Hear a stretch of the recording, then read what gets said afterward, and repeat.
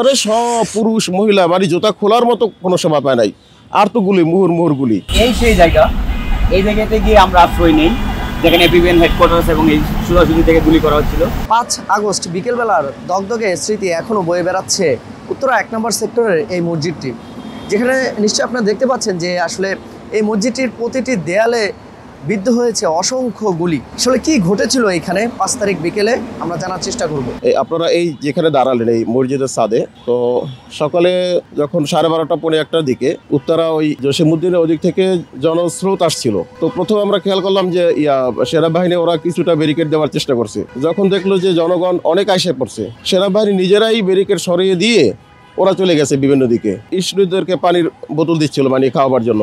আর এই পারে যে জায়গাটা দেখেন, একটু দেখান, এই যে পুলিশের এই এপিবিএনের এইখান থেকে ওরা ওখান থেকে করতালে দিচ্ছিল এবং মানে বিজয় চিহ্ন দেখাচ্ছিল যে বিজয় এবার আসবেই এই পুলিশের লোকেরা। তখন আমরা মনে মনে ধারণা করছি যে আজকে একটা মানে ভালো দিন। এরপরে যখন জোহরের নামাজের পরে পৌনে 2টা, এই সময়টা পৌনে 2টার দিকে যখন সবাই বলল যে পালিয়ে গেছে শেখ হাসিনা, তখন উত্তরা ওই পূর্ব দিক থেকে অসংখ্য পুলিশ এপিবিএনের বা পুলিশের লোকজন আইসা এই মসজিদের এখানে অনেক লোকজন ছিল যারা মানে আনন্দ করছিল, উল্লাস করছিল। ছোট ছোট বাচ্চারা, বাবারা, মায়েরা একই সাথে হাত ধরে এসে তারা আনন্দ করছিল যে পালাইছে এই খুশিতে। তো আমরাও, আমি আমার সহকর্মীরা যারা এই ছাদের থেকে গিয়া নিচে গেলাম, অনেকে আমাদের এই মসজিদের যারা ছিল এরা মিছিলেও গেছে। তো আমরা ভিডিও করার জন্য বের হয়েছি, কিন্তু ইতিমধ্যে দেখলাম যে মসজিদের দিকে ওরা গুলি করতে করতে আসতেছে। আরে সব পুরুষ মহিলা মানে জুতা খোলার মতো কোনো সময় পায় নাই। আর তো গুলি মুহুর গুলি। আপনি খেয়াল করে দেখবেন যে মসজিদের চতুর্দিকে অসংখ্য গুলির চিহ্ন। মসজিদের গ্লাস ভেঙে গেছে, মানে সব জায়গায় একটা মানে এটা দিয়ে প্রমাণ হয় যে কি পরিমাণ নির্মমতা, অত্যাচার করছে। এবং মসজিদের সামনে একবার গেটের সামনে ছিল, কয়েকজন গুলিবিদ্ধ হয়েছে, একজন তো ওইখানেই লুটাই পড়ছে। তারা যে সেভ করব, রেস্কিউ করব, সেই সুযোগটাও পর্যন্ত ছিল না। এই মসজিদকে অপমান করার একটা দৃষ্টান্তমূলক শাস্তি আমি এই ইন্টারিম গভর্নমেন্টের কাছে চাই। এই গুলিটা কি ভেতরের দিকে আসছিল? কোনো ক্ষয়ক্ষতি হয়েছিল কিনা আপনাদের ওই টাইমে?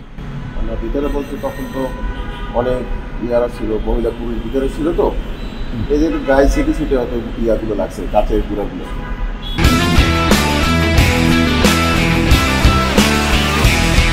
5টার পরে হচ্ছে যে আমরা এয়ারপোর্টের সামনে থেকে বিজয় মিছিল নিয়ে আমরা এদিকে আসতেছিলাম।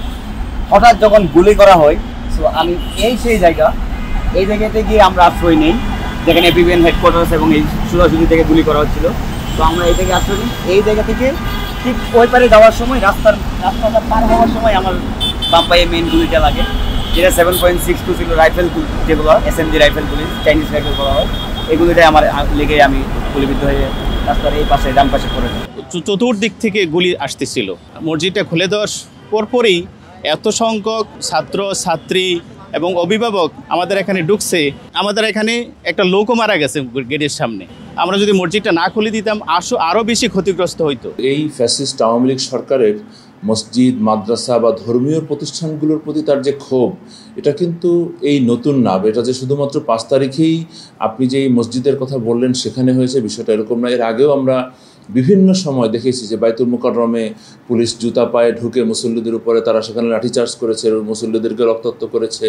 বিভিন্ন মাদ্রাসায় তারা জঙ্গি খোঁজার নাম করে সেখানে ঢুকে ছোট ছোট সেখানকার ছাত্রদেরকে তারা গ্রেফতার করেছে, তাদেরকে হয়রানি করেছে। এই যে ধর্মীয় প্রতিষ্ঠানগুলোর প্রতি আওয়ামী লীগের যে একটা ক্ষোভ, এটা কিন্তু বেশ পুরনো একটা ইস্যু। সুতরাং আমি মনে করি সেই ক্ষোভেরই বহিঃপ্রকাশ আপনি যেই ইস্যুটা বললেন যে 5ই আগস্টে উত্তরার 1 নম্বর সেক্টরের মসজিদকে একদম আমরা যে মসজিদকে গুলি করে ঝাঁঝরা করে দেওয়া হয়েছে, তো এটা ওই ঘটনারই আমি মনে করব যে একটি ধারাবাহিক প্রতিফলন।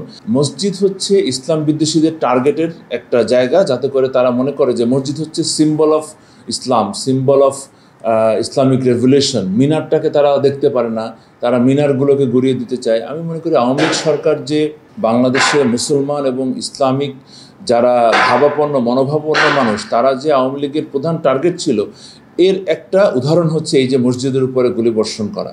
কারণ তা না হলে মসজিদ হচ্ছে ইবাদতের জায়গা, আল্লাহ রাব্বুল আলামিনের ঘর। আমরা মুসলমানদের একটা অত্যন্ত আবেগের জায়গা হচ্ছে মসজিদ। সেই জায়গাতে কেন তাকে এভাবে করে গুলি করতে হবে? সেখানে কি এমন গুলি করার মতো এলিমেন্ট ছিল বা কি এমন কারণ ছিল যে কারণে মসজিদে গুলি করতে হয়েছে তাদেরকে?